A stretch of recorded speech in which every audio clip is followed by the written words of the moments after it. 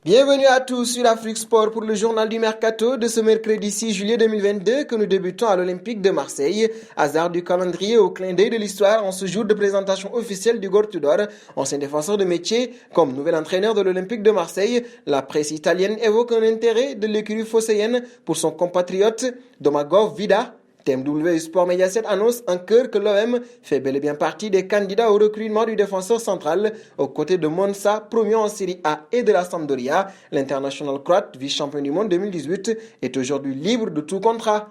Et nous passons à Riqui Puig, pas forcément dans les plans de Xavi au FC Barcelone. Le milieu de terrain espagnol pourrait changer d'air alors qu'il arrive à 1 an de la fin de son contrat. La Fiorentina est particulièrement intéressée pour l'accueillir selon Sport.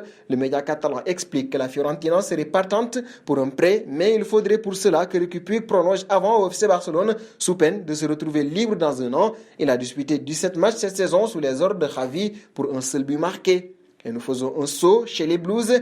Ils veulent poursuivre sur cette lancée et se débarrasser de plusieurs éléments jugés indésirables après avoir envoyé Romelu Lukaku du côté de l'Inter de Milan. Et ils sont 5 à être dans ce cas selon le Daily Mail. La publication anglaise cite tout d'abord le nom du Marocain Hakim Ziyech.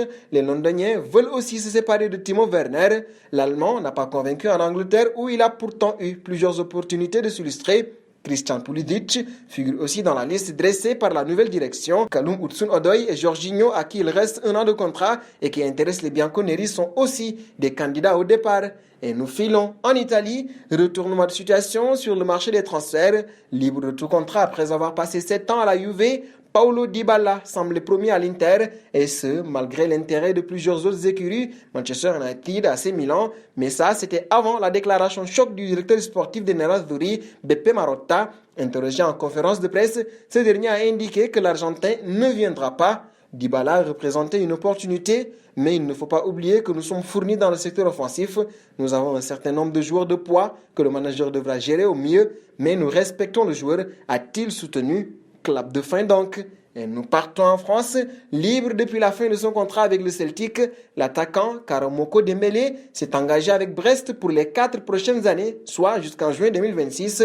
Considéré comme un énorme talent en Écosse, d'ailleurs on l'appelait le nouveau Messi. Il y avait signé son premier contrat professionnel à seulement 15 ans. L'ailier anglais n'a toutefois pas encore réussi à lancer sa carrière. Il tentera de le faire en France sous les couleurs brestoises. Je viens à Brest parce que j'ai vu que le projet présenté par Greg Lorenzi était bon. C'est quelque chose qui me va et je pense que je peux avoir du temps de jeu ici. C'est une belle opportunité qui s'est présentée à moi et ça m'a intéressé, a indiqué la recrue du Stade brestois après sa signature.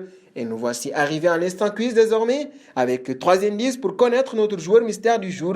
Le premier indice, je suis un défenseur de 26 ans qui joue en Bundesliga. Deuxième indice, j'ai déjà joué pour 3 clubs dont Lille. Troisième indice, mon club a recruté un concurrent marocain et je pense à m'en aller cet été. Qui suis-je? Vos réponses seront attendues en commentaire. Et non félicitations à tous ceux qui ont répondu Tanguy Ndombele lors du journal du Mercato de ce mardi. C'était le joueur à trouver puisqu'il est un milieu de terrain de 26 ans évoluant en Ligue 1 qui a déjà joué pour 3 clubs différents dont Amiens et qui a quitté Tottenham avant de débarquer dans son actuel club. Et nous allons terminer avec le dossier Lewandowski. Le président Juan Laporta et l'agent du joueur Pini Zahavi ont scellé un pacte. Ce dernier a d'ailleurs expliqué qu'il pouvait faire sortir Robert Lewandowski du Bayern contre 40 millions d'euros et qu'il ferait tout pour boucler le transfert avant le 12 juillet. Plein de certitudes, l'agent israélien estime que le Bayern de Munich ne pourra pas le retenir contre son gré alors que Robert Lewandowski va continuer de pousser pour un transfert. Le prix de 40 millions d'euros étant un bon compromis pour le Bayern de Munich qui éviterait ainsi de le perdre libre dans 1 an. Et nous arrivons au terme de ce journal du Mercato que nous bouclons avec notre question du jour. Pensez-vous que Karamoko Dembélé va enfin exploser en Ligue 1?